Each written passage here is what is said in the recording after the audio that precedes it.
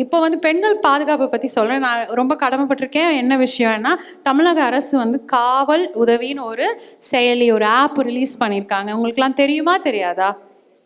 Okay, it's not only for women, it's also for everybody whose in an emergency. Download பண்ணியிருக்கீங்களா? அதான் first கேள்வி. யாரெல்லாம் download பண்ணியிருக்கீங்க? Okay, வாட்ஸ்அப்போட சிம்பிளான விஷயம். இன்னைக்கு நாங்கள் இத்தனை பேர் வந்திருக்கோம். கவர்மெண்ட் சார்பில் இருக்கிற ஆஃபீஸர்ஸ் நாங்கள் 2 பேர் இருக்கோம். And my humble request is, தயவு செய்து டவுன்லோட் பண்ணுங்கள். ஓகே, பெண்கள் பாதுகாப்பு பொதுவாக வந்து உங்களை மாதிரி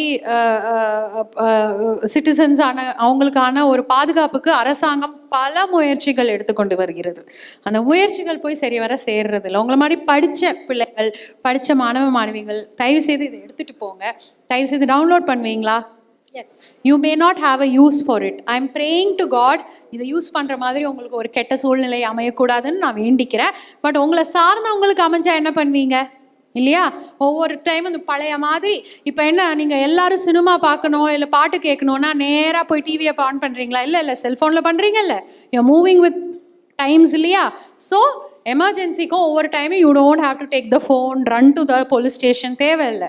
செயலி இருக்குது, ஆப் இருக்குது. தமிழக அரசு பல முயற்சிகள், பல விஷயங்கள் செஞ்சுட்டு வந்துட்டு இருக்கு. Be aware. You are already going to enter a system. உங்கள் லைஃப்பில் ஒரு ஆம்பிஷன் வச்சுருக்கீங்க that you're going to be a part of the government. You're going to be a part of the governance. So you should know and you should already appreciate கவர்மெண்ட்டில் என்ன நடக்குது, என்ன செய்கிறாங்க. You should already be a proactive part of governance. எப்படி இருப்பீங்க? ஒரு active சிட்டிசனாக எப்படி இருப்பீங்க? தயவு செய்து ஒத்துழைப்பு, மாணவ மாணவிகள் அப்படின்றது ஒரு பெரிய சக்தியாக பார்க்குறாங்க கவர்மெண்ட். ஸோ நீங்கள்லாம் ஒத்துழைக்கணும், நீங்கள்லாம் இது பண்ணணும். பெண்கள் பாதுகாப்புக்கு நிறைய விஷயங்கள் செஞ்சிட்ருக்காங்க.